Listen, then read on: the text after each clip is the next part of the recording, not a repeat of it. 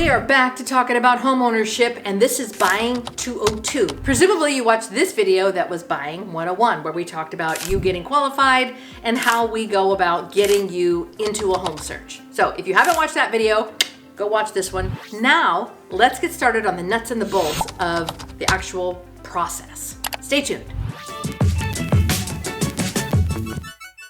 So we're back in this home buying process. You know this is the channel where you can find everything about buying in Bakersfield, buying in California, relocating here. This is the channel. So you're in the right place if you want to do any of those. So in the last video, we got you qualified. We told you to save a bunch of money, and we told you to reverse engineer how to figure out what you can qualify for with a lender. All right. So now let's go forward. So you've gotten qualified with one of my local lenders, praise the Lord, and you are now qualified for $425,000 house. Yes, this is the nuts and the bolts of the actual process. So we know you're qualified for $425,000. We do not look at houses at $425,000. We go from like $380,000 to $410,000. We hover in that window. Sometimes we go even lower depending on your wish list, your timeline, and what's going on in the market. And the other thing that is going to make a difference on where we go with that price point is your down payment. How much money you're going to put down, your down payment, and then get the loan for. So presumably I'm going to represent you, or my team is going to represent you, and we're going to negotiate your offer. I'm going to give you a little insider tip. The chances of you offering on more than one property are very, very high. I relate it to the dating process. So when you're looking, you're dating, you're kind of flirting, you're kind of like, they look kind of nice. I'd like to spend a little more time with them.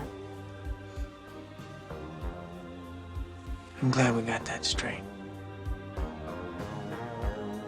That is what we're doing when we are looking for a house. You're kind of flirting, like this one, I might be a little interested in this one, whatever. Hey, you look good. That's some dress you got on there. What? This old thing? Well, I only wear it when I don't care how I look.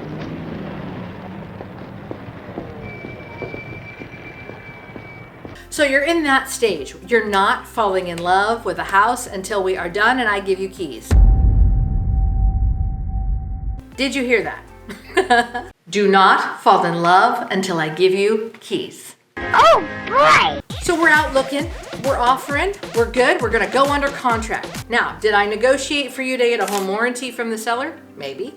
Did I negotiate for you, or did my team negotiate for you for closing costs? Maybe. Are they leaving the play yard in the back? Maybe. All of that is part of an offer, right? So we have to look at things as like, okay, is this a deal breaker? Is this something that will make us move on and look at another house? What's the situation with the solar? How does that impact my payment on the house? What does that look like monthly? Am I paying somebody's lease? Am I paying PG&E and the mortgage? How does that work?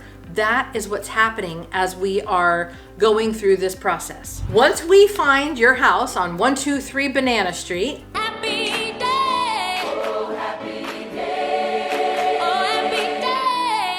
we open escrow. So we've talked before about that earnest money, that good faith deposit that you will need to put into escrow. Whatever the company is, Chicago, Tycor, Stewart Title, it doesn't matter really, because that earnest money will be wired in. So what that does is it tells the seller, okay, we're gonna start inspections now. We're gonna start the home inspection, we're probably gonna get a termite inspection, and we're gonna get those disclosures from the seller that tells you and me as the agent and the buyer, did they replace the roof? Did they have a leak? Have they painted? Did they have a dog? Did they have 17 dogs? Did they have a bird? Did they remodel the garage? All of that comes from the seller. Those are called seller disclosures. While we're in this introductory phase of the process of purchasing, we are doing our buyer due diligence. You watch this video where I tell you how to do your homework on the crime, the sex offenders, all of that. Watch that video, do all of that due diligence as a buyer. And another way to look at this is we have 3 lanes that we've got to cover through this escrow process. We have the inspection lane, we have the loan lane, and we have the appraisal lane. These two are cousins. The loan and the appraisal are cousins. The appraisal is what the bank wants to make sure that the house is worth enough to give you a loan for $425,000. So they send out the appraiser, and the appraiser checks the house. It's not a home inspection. It's regarding the loan. The loan needs the appraisal. Remember, these two are cousins. I know it's a lot. Are you tracking with me? Leave me a comment below. I hope I haven't overwhelmed you yet, but do me a favor, leave me a comment below. I just want to make sure that I'm explaining this process to you as we go through it. So you've done the earnest money. You opened up escrow. We gave them the earnest money. We're doing inspections. At the same time, you're talking to your lender and you're working out all of that paperwork, and they're getting pay stubs from you. And, are you going to work from home? There's stuff that they got to figure out with that. The appraiser has been ordered. So this is what happens in escrow. All of this is happening at the same time.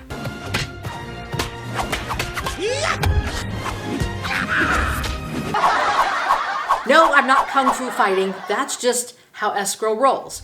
And the other thing that's happening in this process is solar. So we started the process with this house and it's got solar. It's got a lease, or it's owned, whatever the scenario is, PPA. We start transferring that out of the seller's name and then into your name. And you've got to make sure that you can afford the payment and what that looks like for you guys. So that's another thing that happens while we're in escrow. So I know it's a lot. Escrow, there's a lot of moving parts. There's a lot of things happening. It's a long road. A lot of things can happen in escrow. Your loan, the inspections, the appraisal, a lot of things happen. So I don't want you to get overwhelmed, because my team and I are your guides. We're gonna walk you all the way through this. You're not just gonna be like, I don't know, I gotta figure it out. No, that's why you have us. That's why we're the professionals. This is the beauty of having us with you. Just a little heads up, you're gonna have a ton of paperwork to sign. E-sign, but anyway, you gotta do it. And there's very few documents that I'm gonna put in front of you to sign that I'm not gonna sign. So I don't ever want you to think that I'm the type of realtor, or my team are the type of realtors that is saying, here you go, just sign it, trust us. Oh no, we don't do that. Usually there's a signature required for us. So when we sign it, we wanna make sure that you understand what you're signing, just like we have to understand it.